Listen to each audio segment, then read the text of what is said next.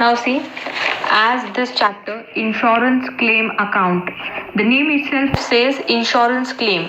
मतलब कि जो बिजनेस इंश्योरेंस निकालती है अपने गोडाउन का या फिर अपने प्रॉफिट का, उस का वो क्लेम कैसे करेगी इंश्योरेंस कंपनी को, and how they will calculate the amount of claim to be lodged to the insurance company. This we will be dealing into this chapter. ये चैप्टर में हमें टाइप्स ऑफ इंश्योरेंस पढ़ना है. Types of insurance में there are two types of insurance claim. हम किस दो type के इंश्योरेंस क्लेम की बात करने वाले हैं यहाँ पर? Loss of stock and loss of profit. Loss of stock मतलब आपके गोडाउन में फायर बस्ट आउट हुआ है या चोरी हो गई है या अर्थक्वेक हुआ है. ये तीनों भी सिचुएशन में अगर आपका स्टॉक का लॉस हुआ है and you have insured that stock, तो उस सिचुएशन में आप इंश्योरेंस कंपनी को अपनी इंश्योरेंस का क्लेम मांग सकते हो, आपके लॉस का क्लेम मांग सकते हो in claim for loss of stock.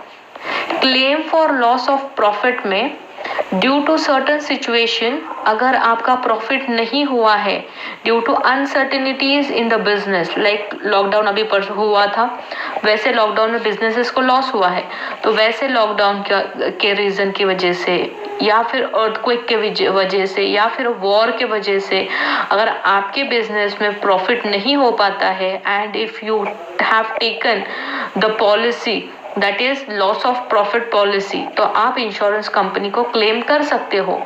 But कितने अमाउंट का क्लेम करोगे दैट मैटर्स, और वो हमें ये चैप्टर में सीखना है. कितनी अमाउंट का क्लेम करोगे वो हमें इस चैप्टर में सीखना है.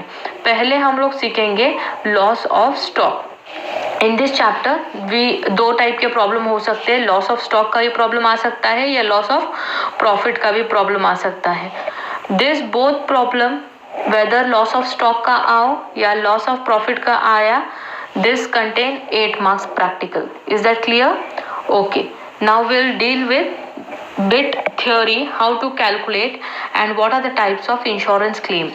I have said you the types of insurance claims are of two types, that is loss of stock and loss of profit. Loss of stock is one and loss of profit is two. These are two types of insurance claim what we have to learn and what we have to deal in this chapter 2. First we will be dealing with the claim for loss of stock. कि loss of stock का claim हम कैसे insurance company को apply करें वो हम लोग इस चैप्टर में इस सेक्शन में देखेंगे. Is that clear? Loss of stock किस रीजन से हो सकता है? पहले कि आपके कंपनी में फायर बर्स्ट आउट हुआ है और फायर की वजह से आपका स्टॉक का लॉस हुआ है, एक रीजन. दूसरा रीजन अर्थक्वेक हुई है, अर्थक्वेक के वजह से आपका स्टॉक का हैम्पर हुआ है, स्टॉक लॉस हुआ है. उस वक्त भी आप अगर आपने इंश्योरेंस निकाला है स्टॉक का तो आप क्लेम कर सकते हो.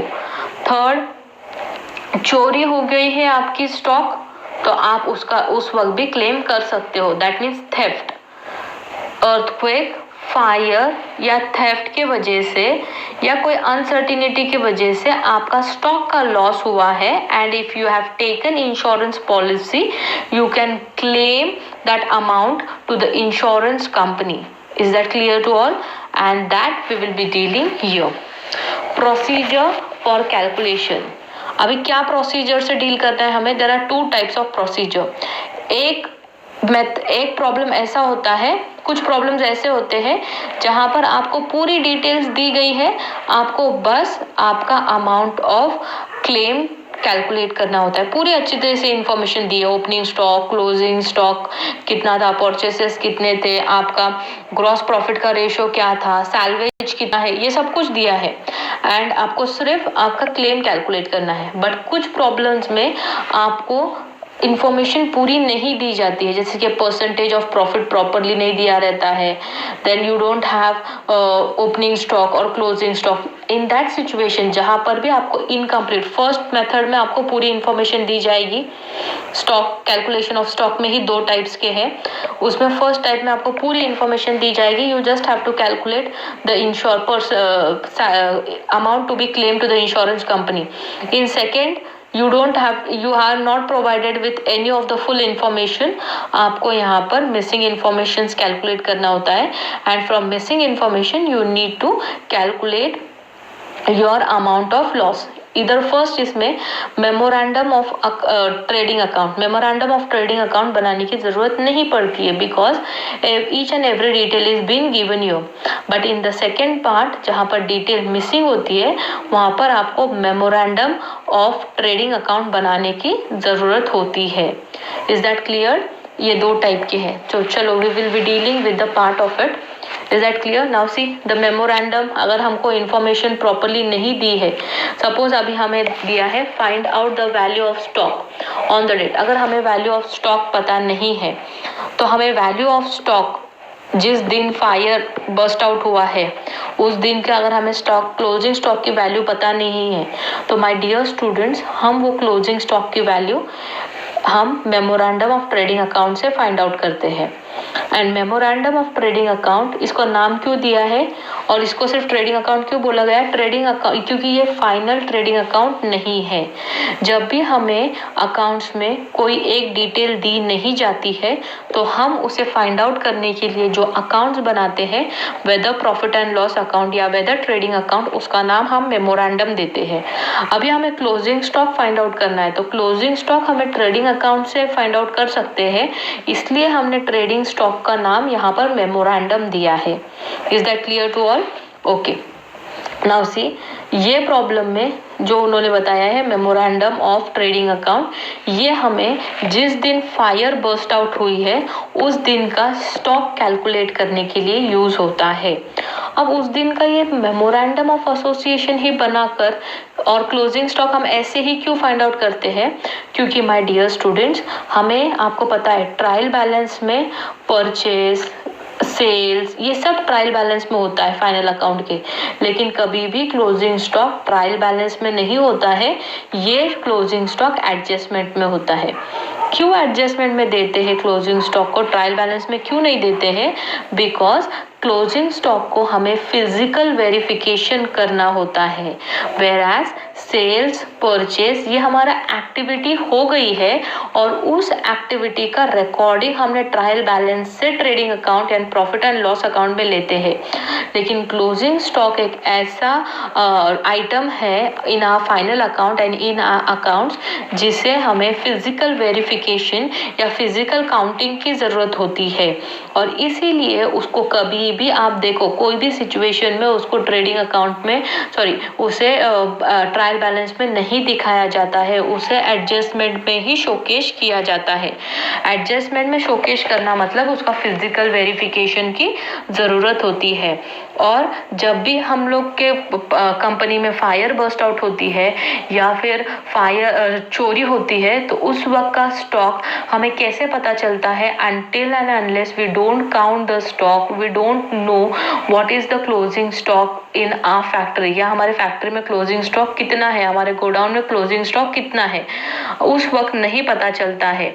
और चोरी होने के बाद तो हमारा चोरी कितना हुआ है, कितना बचा है, ये हमें बचा हुआ तो इंफॉर्मेशन ट्रेड देती ही है प्रॉब्लम में, और हमारे पास बचा हुआ तो हमारे गोडाउन में भी दिखता है, we counted and we tell ये हमारा बचा हुआ सैल्वेज है। बचा हुआ फायर बर्स्ट आउट होना या फिर बिजनेस में अर्थक्वेक आना और उसके बाद जो भी स्टॉक बचता है that is called as salvage, that is called as salvage. Salvage is nothing but the amount what is left over after the fire is burst out और after the theft has done, theft हो गया है, चोरी हो गई है, earthquake हो गई है, उसके बाद जो अमाउंट बचा है that is called as salvage. आपको ये चैप्टर में सैल्वेज बहुत बार सुनने मिलेगा। तो salvage is nothing but the stock which is been saved from fire और from theft is called as salvage. अभी इस चैप्टर में हमें सैल्वेज मिलेगा, ठीक है। और अभी हमने क्या करना है, ये पहले तो हमें सब में पहले मेमोरेंडम ऑफ ट्रेडिंग अकाउंट बनाना है। अगर हमें बर्स्ट आउट फायर और हमें सब इंफॉर्मेशन दी है, तो अगर हमें इंफॉर्मेशन नहीं दी होगी तो पहले हमें हमारा ओपनिंग ट्रेडिंग ट्रायल बैलेंस बनाना है, जिससे हमें परसेंटेज मिलेंगे। जैसे देखो, ये ऐसे वाला ट्रायल बैलेंस ट्रेडिंग अकाउंट बनाना है, जिससे हमें ये परसेंटेज इंपॉर्टेंट होते हैं। और वंस अगर this percentage is given in the problem, we don't have to prepare this account. अगर हमें ग्रॉस प्रॉफिट का परसेंटेज प्रॉब्लम में दिया है तो हमें ट्रेडिंग अकाउंट बनाने की जरूरत नहीं है। We just have to make memorandum of trading account.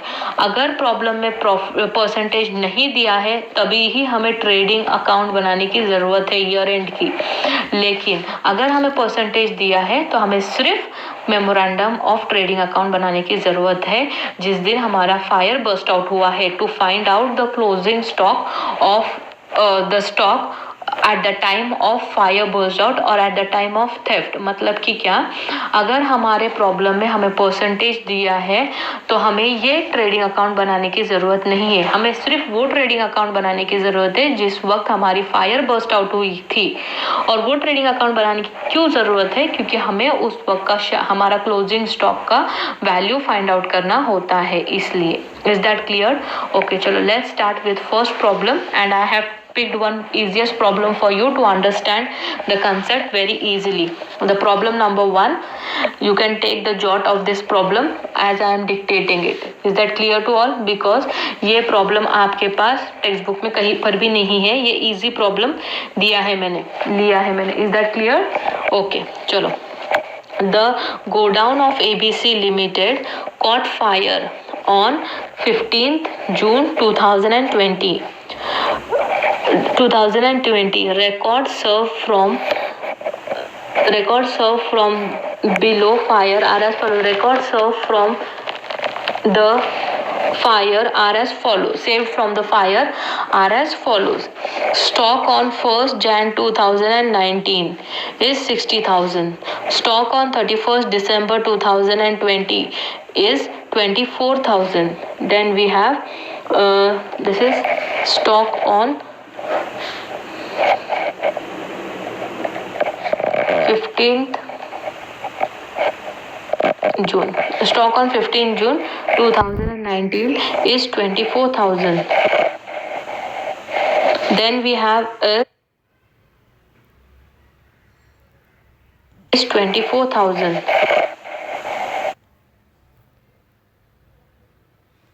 2019 is 24,000. Then we have is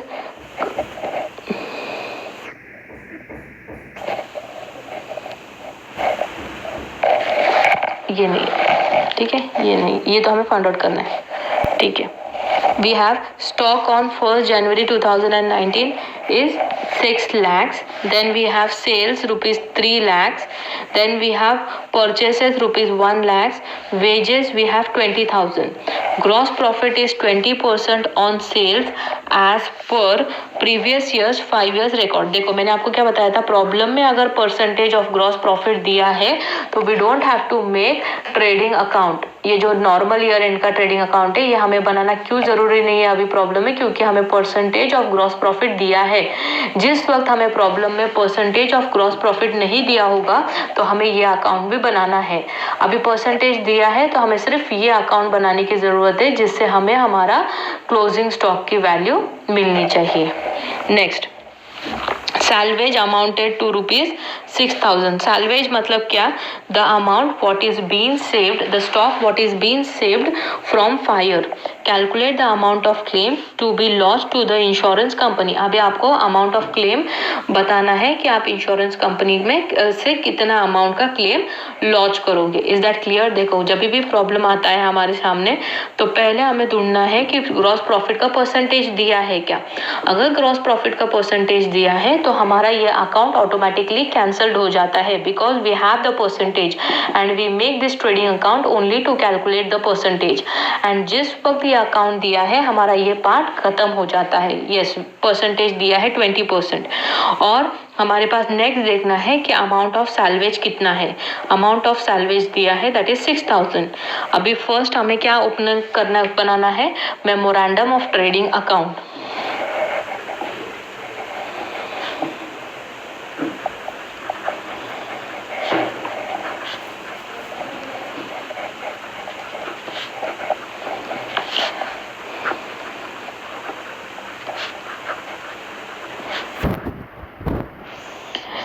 जब हम ये अकाउंट बनाते हैं तो यहाँ पर ईयर एंड की डेट लिखते हैं, क्योंकि ये हमें पिछले साल का रिकॉर्ड रहता है to find out the percentage. हमें ग्रॉस प्रॉफिट का परसेंटेज कितना है फाइंड आउट करने के लिए जो हम अकाउंट बनाते हैं, ये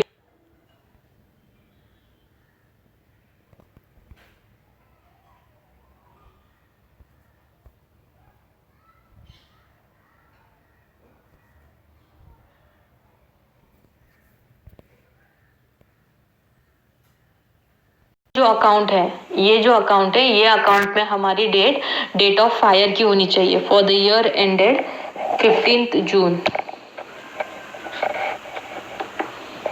2020। क्लियर?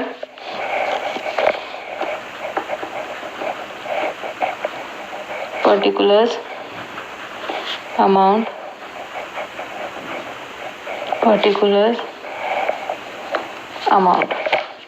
चलो ये नॉर्मल ट्रेडिंग अकाउंट है अपना।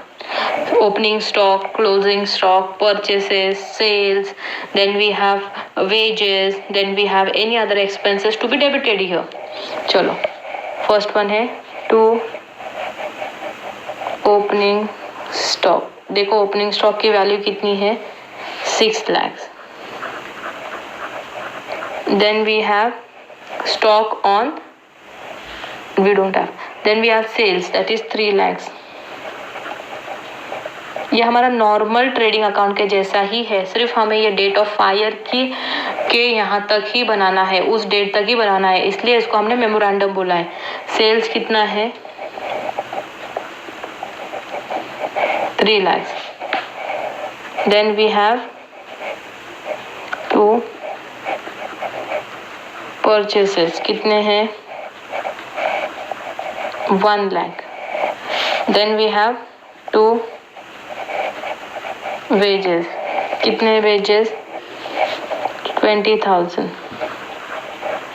और कुछ दिया है क्या, gross profit is 20% on sales. Okay, to gross profit that is 20% of sales, वो कितना होगा, 20/100 इंटू सेल्स की अमाउंट कितनी है, 3 lakhs।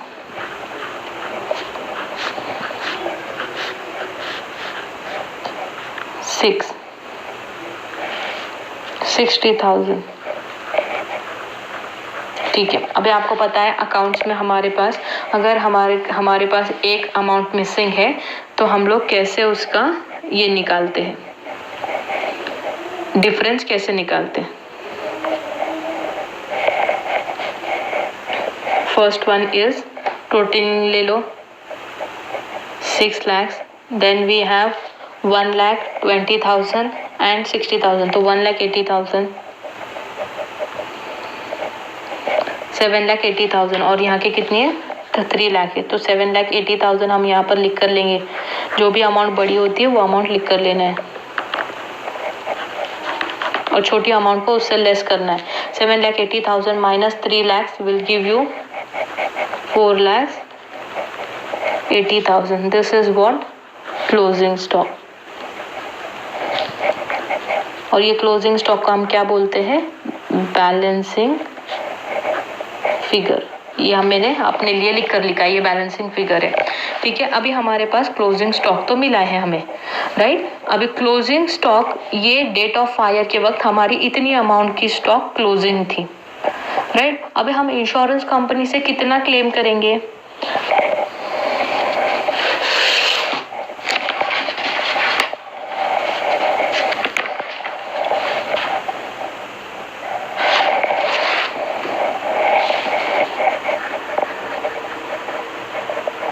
कैलकुलेशन ऑफ क्लेम, उसके लिए क्या करेंगे, पहले value of stock on the date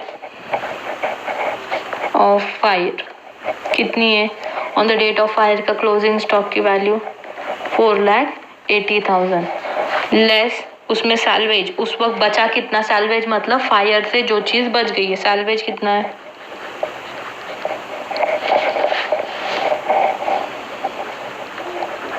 salvage amount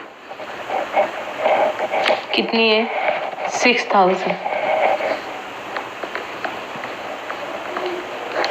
अभी कितना हुआ, ये लेस करना है 4,20,000, ये 4,20,000 is the amount of claim to be lodged.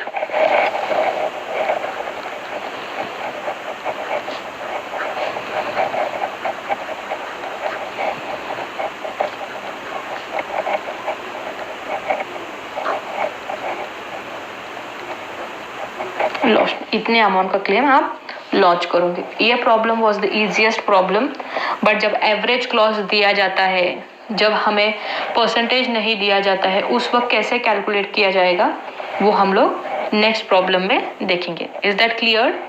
First problem is clear to all? चलो टेक द नोट ऑफ